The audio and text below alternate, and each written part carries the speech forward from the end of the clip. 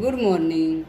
આજે આપણે ધોરણ 8માં વિષય સામાજિક વિજ્ઞાન પ્રકરણ 9 ઈસવીસન 1857નો સ્વાતંત્ર્ય સંગ્રામ વિશે ભણીશું.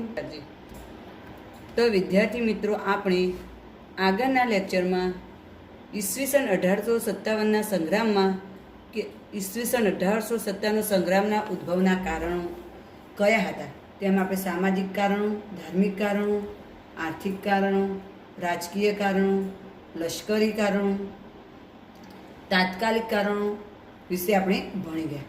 એ પછી આપણે સંગ્રામનું આયોજન, એ જે આપણો સ્વાતંત્ર્ય સંગ્રામનું જે આયોજન અને મંગલ પાંડે એ વિશે પણ આપણે આગળના પિરિયડમાં ભણી ગયા છીએ. તો હવે વિદ્યાર્થી મિત્રો, આપણે ઈસવીસન 1857ના સંગ્રામના જે વ્યાપકવાળા પ્રદેશો હતા, જે આપણે અહીં જોઈ શકીએ છીએ આપણા નકશામાં, કે જે સ્વાતંત્ર્ય સંગ્રામના જે કેન્દ્રો છે, જે તમને રેડ કલરના બતાવેલા છે, એ શું છે? સ્વાતંત્ર્ય સંગ્રામના કેન્દ્રો. જેમ કે દિલ્હી છે, બરાકપુર છે, મેરઠ, આગ્રા, લખનઉ, અયોધ્યા, અલ્હાબાદ, કાલપી, આબુ, ઓખા, ઇન્દોર, જગદીશપુર, સતારા, કોલ્હાપુર, સાવંતવાડી, બેલગામ વગેરે જેવા શું છે? સ્વાતંત્ર્ય સંગ્રામના કેન્દ્ર. સંગ્રામનો વ્યાપ અને આગેવાન. તો સૌથી પહેલાં આપણે જોઈએ દિલ્હી અને બહાદુર શાહ જફર. હવે આ જે દિલ્હીના બહાદુર શાહ જફર છે, એમને શું કર્યું? તો મેરઠના સિપાહીઓ 11મી મેની સવારે દિલ્હી પહોંચી ગયા. તેઓએ ત્યાં રહેલા સિપાહીઓની સહાયથી દિલ્હીનો કબજો લઈ લીધો. 80 વર્ષના વૃદ્ધ બહાદુર શાહ જફરને સમજાવટને અંતે હિંદના સમ્રાટ તરીકે જાહેર કર્યો. બહાદુર શાહે સંગ્રામનું નેતૃત્વ સ્વીકારતા સંગ્રામને પ્રોત્સાહન મળ્યું અને સંગ્રામ દેશના ઘણા ભાગોમાં ફેલાયો. હવે આ જે દિલ્હીના બહાદુર શાહ જફર છે, એ મેરઠના સિપાહી હતા. તે 11મી મેને સવારે દિલ્હી પર પહોંચ્યા. તેમને શું કર્યું? ત્યાંના જે સૈનિકો એમની સહાયથી, એમની મદદથી દિલ્હી ઉપર કબજો એટલે કે પોતાના અંદર લઈ લીધો. આ 80 વર્ષના વૃદ્ધ હતા. તેની સમજાવટના અંતે હિંદના એ શું થઈ ગયા? સમ્રાટ બન્યા.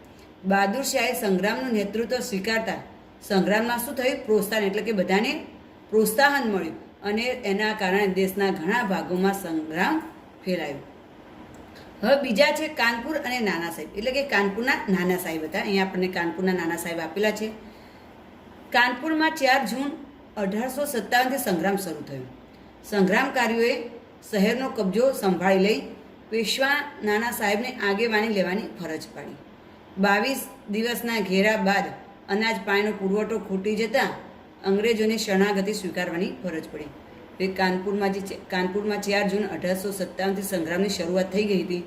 સંગ્રામકારીઓએ શહેર પર કબજો સંભાળી લીધો અને પેશવા નાના સાહેબને આગેવાની લેવાની ફરજ પાડી.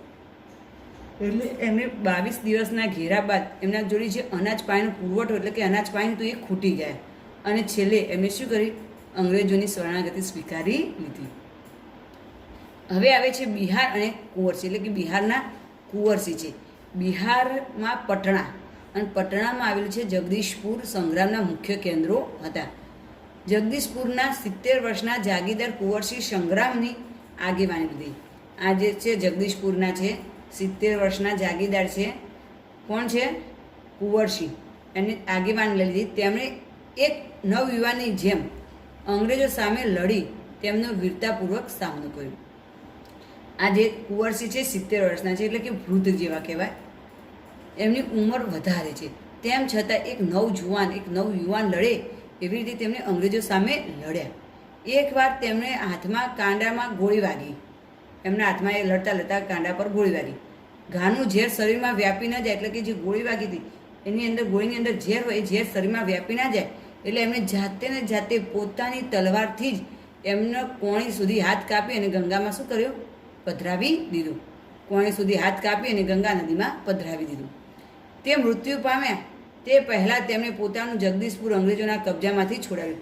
એ મૃત્યુ પામ્યા એ પહેલાં તો એમને શું કર્યું હતું? અંગ્રેજોના કબજામાં, એટલે એમનું જે જગદીશપુર હતું એ છોડાવી લીધું હતું. હવે આપણે જોઈએ ઝાંસી અને વીરાંગના લક્ષ્મીબાઈ.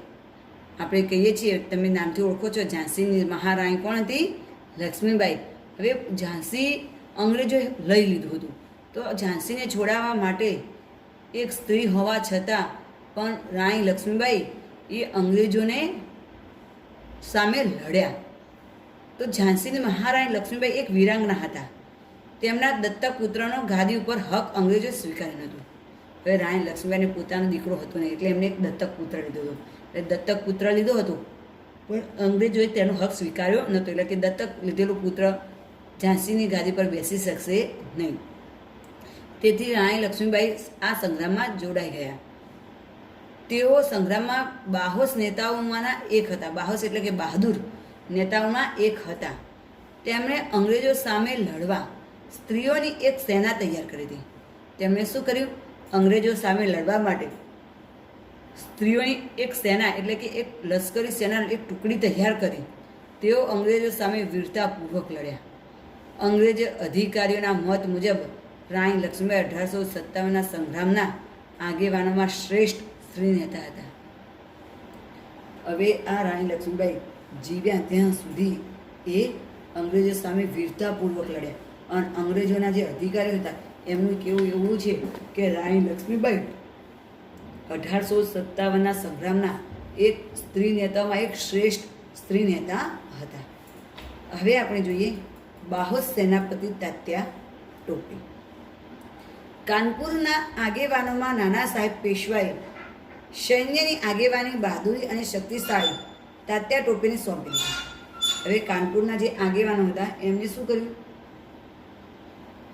નાના સાહેબ પેશવાને સૈન્યની આગેવાની આપી દીધી. તે બહાદુર પણ હતા અને શક્તિશાળી હતા. તાત્યા ટોપે નાના સાહેબના ખૂબ જ વિશ્વાસુ વ્યક્તિ બન્યા હતા. તાત્યા ટોપે કેવા હતા? જે નાના સાહેબ હતા એમના એકદમ વિશ્વાસુ વ્યક્તિ હતા. કાનપુર મુક્તિ માટેની સેનાનું સેનાપતિ પદ તાત્યાએ પુનેપૂર્વક સંભાળ્યું. જે કાનપુરની મુક્તિ એટલે કે કાનપુરની છોડાવવા માટેનું જે સેનાપતિનું જે પદ હતું એ તાત્યા ટોપે પુનેપૂર્વક સંભાળ્યું હતું. પુનેપૂર્વક એટલે કે જવાબદારીપૂર્વક.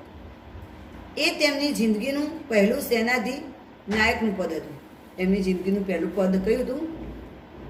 સેનાધિનાયકનું. એટલે કે એમને સારું પદ સંભાળ્યું.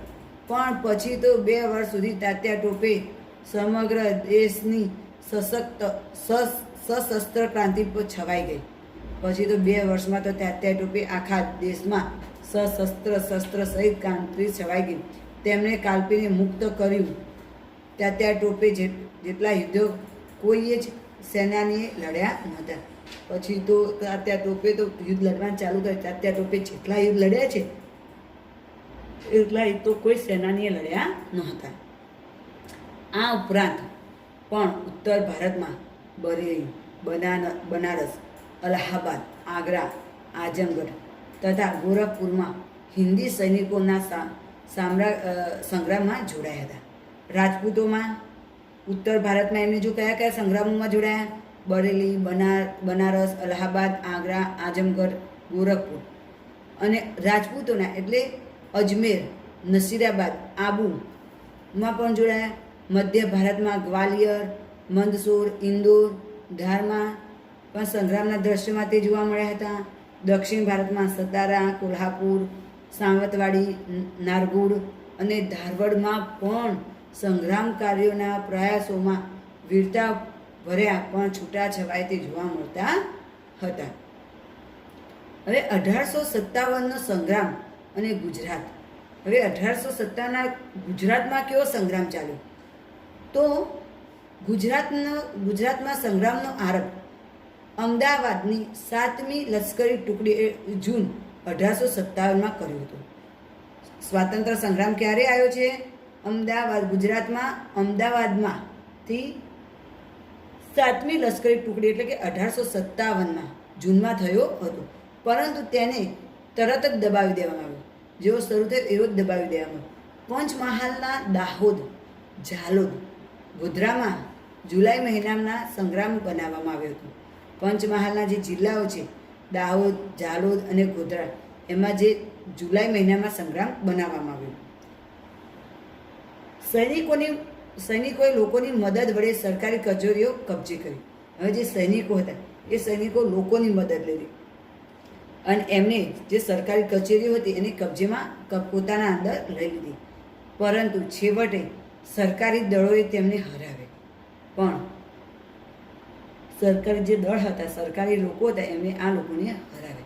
પંચમહાલના નાયકડા લોકોના સંગ્રામમાં લગભગ 1 વર્ષ સુધી ચાલ્યો હતો.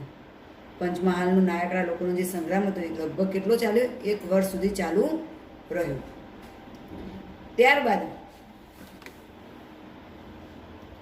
ત્યારબાદ ખેડા જિલ્લામાં આણંદના મુખી હતા ગરબડદાસ. ગરબડદાસ પટેલે કોળી, નાયકડા વગેરે જાતિમાં આશરે 2000 લોકોને ભેગા કરી ખાનપુરના ઠાકોર જીવાભાઈના સાથથી સંગ્રામને છેડે પાછો સંગ્રામને ફરી ચાલુ કર્યો. તેમણે અંગ્રેજોના સામનો કરવા માલાજી જોશી અને કૃષ્ણદાસ દવેને પણ સાથ આપ્યો. અંતે ગરબડદાસના સાથીઓ પકડાઈ જતા તેમને સરકારે શું કર્યું? તોપને ગોળે ચડાવી દે.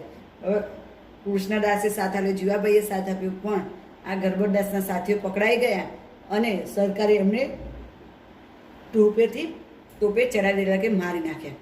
જ્યારે ગરબડદાસને દેશ નિકાલની સજા રૂપે અંદમાન મોકલી આપ્યા, જ્યાં તેમનું અવસાન થયું. અને ગરબડદાસને સજા કરી અને તેમને અંદમાન ટાપુ પર મૂકી દીધા અને જ્યાં તેમનું ગરબડદાસનું શું થયું હતું? મૃત્યુ થયું હતું. ઈડરથી 16 માઇલ દૂર ચાંડોપ ગામના લોકો નાથજી અને યામાજીની આગેવાની સ્વીકારી સંગ્રામમાં જોડાયા.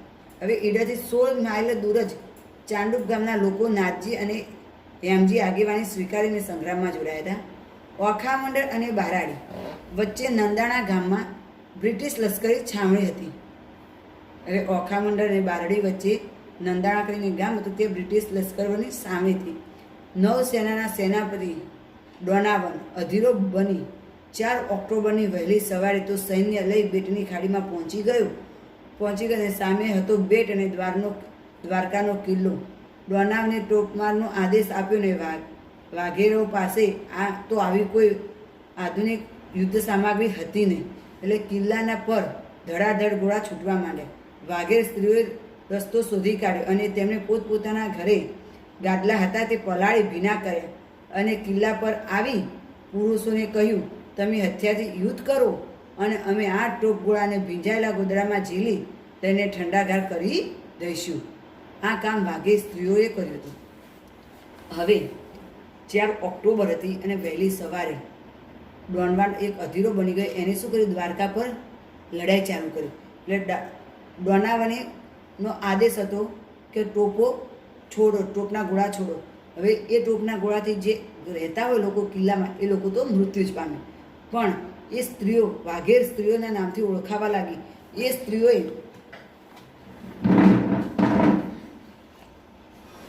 સ્ત્રીઓએ શું કર્યું? જ્યારે કિલ્લા પર ધડાધડ ગોળા છૂટવા લાગ્યા ત્યારે આ સ્ત્રીઓએ એક રસ્તો શોધી કાઢ્યો. પોતપોતાના ઘરમાં જે ગાદલા પડ્યા હતા એને ભીંજવા એટલે કે પલાળી નાખ્યા અને એ જે પણ ગોળો આવે ટોપનું એને ગોદડામાં ઝીલવા લાગ્યા. એટલે એ ગોળો શું થઈ જાય? ઠંડો પડી જાય. અને સ્ત્રીઓએ પાછું પુરુષોને એવું કીધું, તમે હથિયારથી લડો અને અમે આ જે ગોળા આવે છે એ ગોળાને ઝીલી અને ઠંડા કરી દઈશું. આમ આ સ્ત્રીઓ વાઘેર સ્ત્રીઓ તરીકે ઓળખાવા લાગી. દુનિયાના ઇતિહાસમાં આવું ક્યાંય બન્યું નથી. અત્યાર સુધી આવું દુનિયામાં ઇતિહાસમાં ક્યાંય બન્યું નથી. આ એક એવી ઘટના છે કે જેમાં પોતાના જાનની પણ પરવા કર્યા વિના મહિલાઓ અંગ્રેજોના દુશ્મનોના તોપ ગોળા ઝીલી નકામા બનાવી દીધા હોય. આવું તો અત્યાર સુધી ક્યાંય બન્યું નહોતું. આ સ્ત્રીઓ પોતાની જાનની પણ એટલે કે પોતાના જીવની પણ પરવા કરી નહોતી અને તેમને અંગ્રેજોના જે ગોળા હતા એ ગોળાને ઝીલી અને નકામા બનાવી દીધા. ઝાંસીની રાણી લક્ષ્મીબાઈ જેવું જ સાહસિક કામ કર્યું હતું. જેવું જ રાણી લક્ષ્મીબાઈએ સાહસિક કામ કર્યું તેવું જ આ બહેનોએ પણ સાહસિક કામ કર્યું હતું. આ બધી લક્ષ્મીબાઈઓ જ હતી, ગુજરાતની લક્ષ્મીબાઈ. આ બધી લક્ષ્મીબાઈઓ જ હતી, પણ એ કઈ લક્ષ્મીબાઈઓ? આપણા ગુજરાતની લક્ષ્મીબાઈઓ હતી. ઉત્તર ગુજરાતમાં પાટણ, ખીરારુ, ભિલોડા, મુટેરી વગેરે જગ્યાએ સ્થાનિક લોકોની સહાયથી સંગ્રામ થયો. આ ઉપરાંત ડિસેમ્બર 1858માં સૈન્ય સાથે તાત્યા ટોપે ગુજરાતમાં આવી 15 દિવસ પંચમહાલમાં રોકાયા હતા અને અંગ્રેજ લશ્કર પાછળ પડતા છેવટે તે વાંસવાડાના જંગલો તરફ જવાની ફરજ પડી હતી. હવે આપણા ઉત્તર ગુજરાત એટલે કે પાટણ, ખેરાડુ, ભિલોડા, મુટેડી વગેરે જગ્યાએ જે સ્થાનિક લોકો હતા એમણે પણ સંગ્રામ શરૂ કર્યો અને ડિસેમ્બર 1858માં જે સૈન્ય સાથે તાત્યા ટોપે ગુજરાતમાં 15 દિવસ પંચમહાલમાં રોકાયા હતા, પણ એમની પાછળ અંગ્રેજ લશ્કર પડતા તેમને વાંસવાડાના જે જંગલો હતા ત્યાં જવાની ફરજ પડી હતી. હવે સંગ્રામનો અંત કેવી રીતે આવે છે? સંગ્રામનો અંત. સંગ્રામ દરમિયાન અંગ્રેજ સરકારને શસ્ત્રો અને સૈનિકોનો નવો પુરવઠો ઇંગ્લેન્ડ, ઈરાન વગેરે સ્થળેથી મળ્યો હતો. ઈસવીસન 1857ની 10મી મે સંગ્રામની શરૂઆત થઈ હતી, પરંતુ ઈસવીસન 1857ના જૂનના અંતમાં તો અંગ્રેજો પાસે બનારસ અને અલ્હાબાદ પુનઃ આવી ગયા હતા. હવે સંગ્રામ દરમિયાન અંગ્રેજ સરકાર પાસે શસ્ત્રો અને સૈનિકોનો નવો પુરવઠો એમને ઇંગ્લેન્ડ અને ઈરાનથી મળી ગયો. એટલે એમણે શું કર્યું, 1857ની મે જે 10મી મે સંગ્રામની શરૂઆત થઈ હતી, પરંતુ એમને તો 1857ના જૂનના અંતમાં જ, જો શરૂઆત હજુ મેમાં જ થઈ છે, પણ જૂનના અંતમાં તો અંગ્રેજો પાસે તો બનારસ અને અલ્હાબાદ તો પૂર્ણ એટલે કે પાછા આવી ગયા. જુલાઈના અંતમાં કાનપુર જીતી લીધું. જુલાઈના અંતમાં એમને શું કર્યું, કાનપુરને જીતી લીધું. સપ્ટેમ્બર 1857માં દિલ્હી પાછું મેળવ્યું. બહાદુર શાહ અને તેની બેગમ જીનત મહલ કેદ પકડાયા. તેમના 3 શહજાદાઓ અંગ્રેજોએ વધ કર્યો. બહાદુર શાહ અને તેની બેગમ બર્માની રાજધાની રંગૂનની જેલમાં રાખવામાં આવ્યા, જ્યાં તેમનું મૃત્યુ થયું. હવે જ્યારે 10મી મે આપણો સ્વતંત્ર સંગ્રામની શરૂઆત કરી હતી, પણ એ જ વર્ષમાં જૂનમાં તો એમને જૂન મહિનામાં તો જૂન એટલે કે જૂન પૂરો થાય એ પહેલાં તો એમને બનારસ અને અલ્હાબાદ પણ અંગ્રેજોએ જીતી લીધું. જુલાઈનો અંત, જુલાઈ આવે એટલે જુલાઈના અંતમાં કાનપુર જીતી લીધું. એ પછી સપ્ટેમ્બરમાં દિલ્હી પાછું મેળવી લીધું અને બહાદુર શાહ અને તેમની જે બેગમ જીનત મહલ હતા એમને કેદ પકડી અને એમના જે 3 છોકરા હતા, શાહજાદાઓ હતા, એમને શું કર્યું, અંગ્રેજોએ વધ એટલે કે મારી નાખ્યા. બહાદુર શાહ અને તેની બેગમ ને બર્માની રાજધાની રંગૂનની જેલમાં રાખવામાં આવ્યા અને જ્યાં બહાદુર શાહ અને તેમની બેગમનું મૃત્યુ થયું. માર્ચ 1858માં લખનૌ પાછું મેળવ્યું. માર્ચ 1858માં એમને લખનૌને પાછું મેળવ્યું. ઝાંસીની રાણીના જે એક વિશ્વાસઘાતીના કારણે ઝાંસીનું પતન થયું. હવે ઝાંસીની રાણી લક્ષ્મીબાઈ એ અંગ્રેજો સામે લડ્યા, પણ એક વિશ્વાસઘાતીના કારણે ઝાંસીનું શું થઈ ગયું, પતન થઈ ગયું. તે કાલપી તરફ ગયા. તેણે પછી પણ ખૂંખાર લડાઈ લડી વીરગતિ પામ્યા. જગદીશપુરના કુંવરસિંહની લડાઈમાં મરણતોલ ઘા વાગવાથી એપ્રિલ 1858માં પણ જગદીશપુરના કુંવરસિંહ શું થયા, મૃત્યુ પામ્યા. પછી આવે છે નાના સાહેબ પેશવા. તો નાના સાહેબ પેશવા અંતિમ પરાજય બાદ નેપાળ તરફ ગયા. પાછળથી તેમણે ભાવનગર જિલ્લામાં શિહોર ગામે વસવાટ કર્યો હોવાનું મનાય છે અને ઈસવીસન 1902માં તેમનું અવસાન થયું હોવાનું કહેવાય છે. નાના સાહેબ પેશવા અંતિમ પરાજય પછી તે નેપાળ ગયા. નેપાળથી પાછા ભાવનગર જિલ્લાના શિહોર ગામમાં વસવાટ કર્યો અને તેમનું મૃત્યુ 1902માં થયું. એક પરિચિતે વિશ્વાસઘાત કરી તાત્યાને સરકારી અફસરનો હવાલે કરી નાખ્યો. એક પરિચિત એટલે કે કોઈ પોતાનો માણસ હોય એને શું કર્યું, વિશ્વાસઘાત કર્યો તાત્યા સામે અને સરકારી અફસરોના હવાલે એટલે કે અંગ્રેજોના હવાલે કરી દીધો. સરકારે 18 એપ્રિલ 1859ના રોજ તાત્યા ટોપેને શું કરી દીધી, ફાંસી આપી દીધી હોવાને સરકારી અહેવાલ પ્રસિદ્ધ થયો છે. જો કે જુદા જુદા માધ્યમોના આધારે એવું જાણવા મળેલ છે કે તાત્યા તો છટકી ગઈ, પણ અન્ય ભરતી વ્યક્તિને શું થઈ ગઈ, ફાંસી અપાઈ ગઈ છે. એટલે ઘણા માધ્યમોના લીધે તો એવું માનવામાં આવે છે કે તાત્યા તો ત્યાંથી છટકી ગયા હતા, પણ એમના જેવા કોઈ વ્યક્તિ લાગતા હોય એમને ફાંસી થઈ ગઈ. તાત્યાએ જીવનના અંતિમ વર્ષો નવસારીમાં ગાળ્યા હોવાનું મનાય છે. હવે જો તમે આપણા કેવી રીતે અંગ્રેજોએ સામે આપણે 1857માં સ્વાતંત્ર્ય સંગ્રામની શરૂઆત કરી, પણ અંગ્રેજોને ક્યાં અને કેવી રીતે સફળતા મળી, વિશ્વાસઘાતના કારણે આપણા દેશનું જે રાજતંત્ર, જે રાજાઓ હતા, બાદશાહ હતા, એમની સામે કોઈના કોઈએ વિશ્વાસઘાત કર્યો, જેના કારણે અંગ્રેજોને શું થઈ ગયું?